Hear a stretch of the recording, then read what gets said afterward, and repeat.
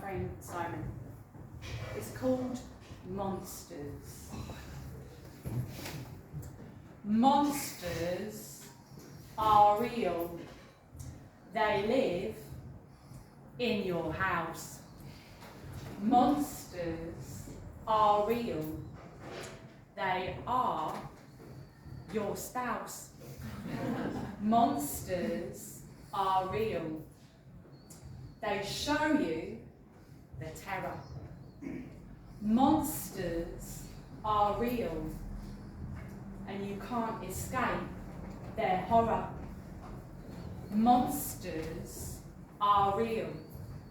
They eat up all of your dreams. Monsters are real. Our life wasn't all it seemed. Thank you.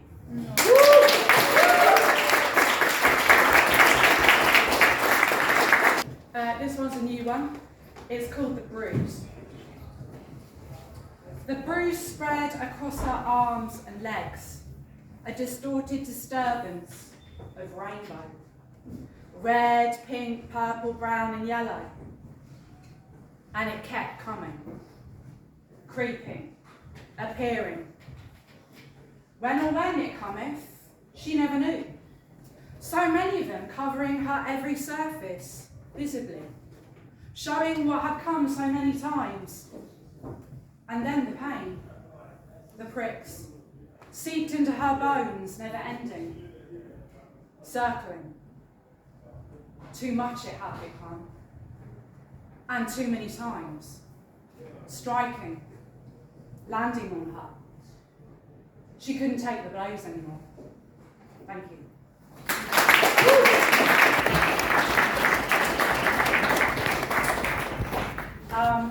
And this poem is for the star of the evening, Mr. Lee. It's called You're Phenomenal. You're a star. I know what you did to get where you are. Look at all you did on the road that you took. You climbed a mountain. Come on, take a look. You achieved a miracle when all hope was lost. And you kept on going to get here, no matter what the cost. Take a bow, darling. You know who you are. You're a hero in motion. A fucking wonder star. Unsocial on socials. She sort of like your reels. You're really good at this social media thing. I say, no, I'm just good at making playlists and saying the right thing. Both of which existed long before computers. Never mind Instagram. You say you're a fan, but I don't know what that means. Is it the words or how I say them? Is it the topic or the person behind them? You only know the parts I show, even though they're the parts I'm trying to grow. There is a whole other side of me, the side that you don't get to see. Full of self-doubt, without clarity, harbouring judgment, never free. She said I like the stories that you post. In fact, they're the ones I like the most. I look out for when they come. I've watched them, every one.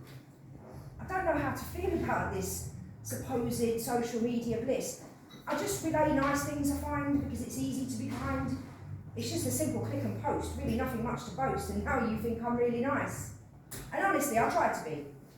But remember when I told you, this is the only side you see. I don't care much for social media. I'm not interested in online presence, and now you want to give me presents of pretty words upon the screen telling me how you think I seem. I mean, it's nice you think I'm nice, so much so you told me twice. But in reality, there's a bit of a shortfall. I could just stay in bed and ignore you all. In fact, I have done, many times. Switch the phone to silent, ignore the lines that you've taken the time to write to me, because sometimes darkness is all I see. Lost inside historic tragedy, not even looking for a remedy. Resigned to the fact it will always come back.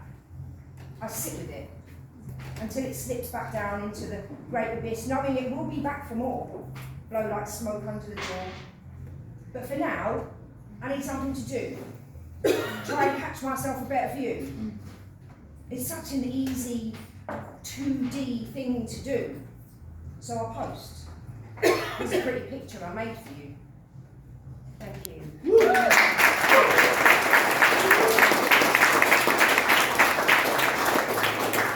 And I mean this genuinely for anybody. I really do. I'll get on a train, I will come to your house, I will do whatever, because people need people. Lifting weights. I think I need to go and get a mental health checkup. I'm not feeling really great, but mostly from the neck up. I think the big clue was spending 18 weeks in bed. It took until my legs got sore to think about my head. So I made a plan to get back out and find a little son. Try and talk about it, because I'm not the only one. So many lost souls wandering through this life, not feeling they can speak, but to try and hold it inside? Oh, the havoc that will wreak. So many folks don't know they're falling until they're halfway down with nothing left to grab onto before you hit the ground. The only sound is the rushing in your ears, driven by the fears that take up residence in all your elements. I can't breathe without the feeling that I'm never really healing. This lifelong carousel, spinning round a kind of hell until stress becomes monotony, until distress becomes a currency. I have to show you all my scars, all the sad historic memoirs. You have to understand it's bleak so you don't just see me as a freak. Oh look, there's the crazy lady, I think she's kind of shady. No, I'm just carrying a heavy bag, it would be enough to drive you mad. Be glad that you don't have to hold it, you'd rather laugh and mock and scold it like I chose to be this way, like it's my favourite kind of day. Well, I've spoken to the GP. There's no way that they can fix me, but it doesn't mean they can't assist. Point out help I might have missed, give me a space to talk it out, some positive goals to think about. You can't always fix what's broken, but you can take this little token from a semi-shattered head that spends too much time in bed.